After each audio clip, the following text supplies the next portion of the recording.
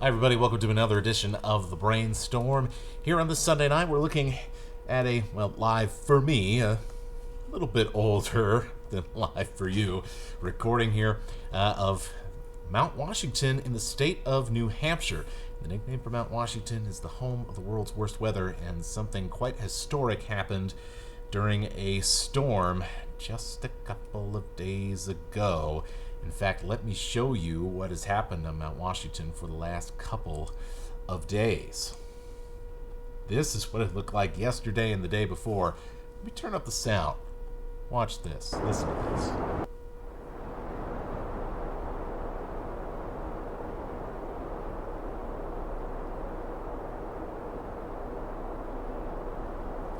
That's the sound of 120 mile an hour winds there on the top of this 6,000 foot peak in New England. That is an observation station. There are people inside that structure, nice and safe and warm, and observing the incredible weather that happens basically every day of the year on this very unique piece of geography here in the United States. Look what happens here. Look what happened here the last couple of days, right? So, turn off that sound. So, minus 46, minus 47 on the 3rd and the 4th of February. By the way, that minus 47 ties a modern day record from when this observation station was first built in the 1930s. There is some older records that go down to 50 below, but basically this ties the modern record for coldest that's ever been observed on this New Hampshire mountain. And we go over here. Let's talk about winds, shall we? So, yeah, look at this. Fastest speed, 127 on the 3rd. Fastest speed on the 4th, 118 miles per hour. That's not on your wind chill chart, friends. This goes down to 98 below. We are going way, way past that. Way, way past that. In fact, we're going into the minus 100s. And there's a good reason why this happened. Here is Mount Washington, 6,000 plus feet.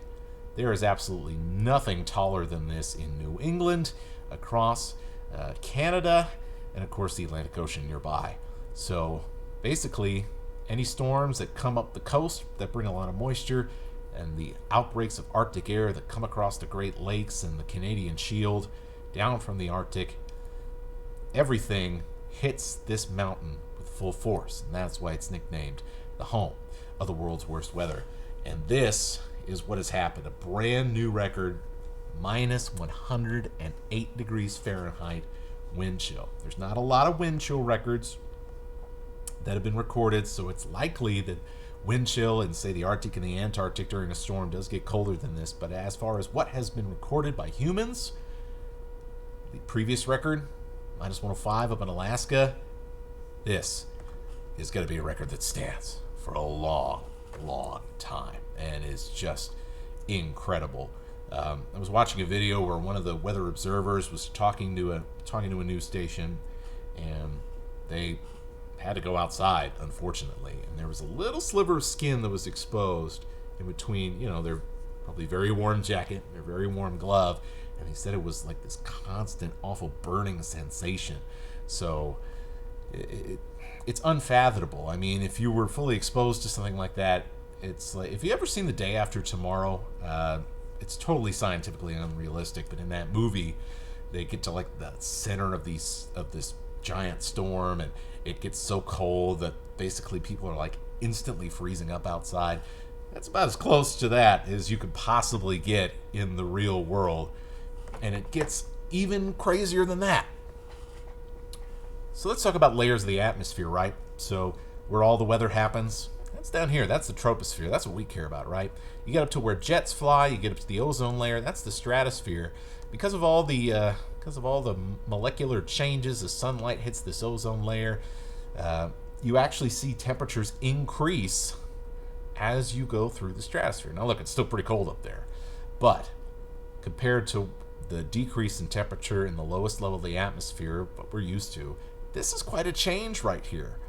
Well, when you get big, strong storms, you can actually start to have kind of this stratosphere layer begin to lose altitude, and actually in the back end of cold fronts actually come around and become very, very low to the ground. And that's what happened in this very intense storm. As a matter of fact, we go to the weather balloon from the National Weather Service for Portland and Gray in Maine, which does cover Mount Washington.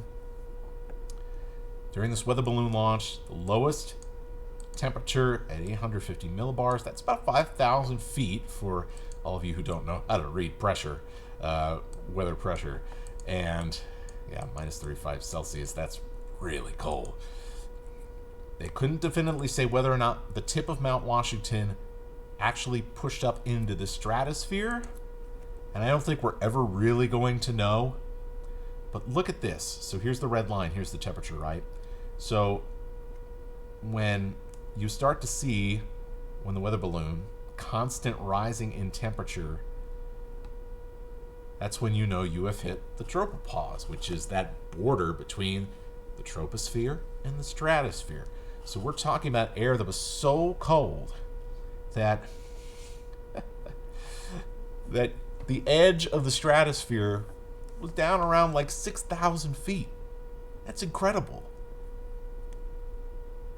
To be on the ground and potentially have been in the stratosphere for the people at the top of Mount Washington the other day. Truly incredible. It was the coldest weather that New England's seen in about 40 years. Something that's becoming much more rare as time goes on, as our planet continues to warm. But man, some of the stuff, when it gets cold, it gets cold. And this was one for the record books, and something that is just unfathomable, I think, to the average person. Certainly unfathomable to me. And yeah, what can you say? 108 below zero. Really impressive. If you liked this video, check us out. Sign up for the Brainstorm at kxly.com. That's where you'll see these videos first. Subscribe to the 4 News Now YouTube channel. We bring you more of the science behind the weather and other cool stuff. Maybe not as cool as minus 108 wind chill. We'll try to keep it a little warmer for the next video. Until then, have a great night.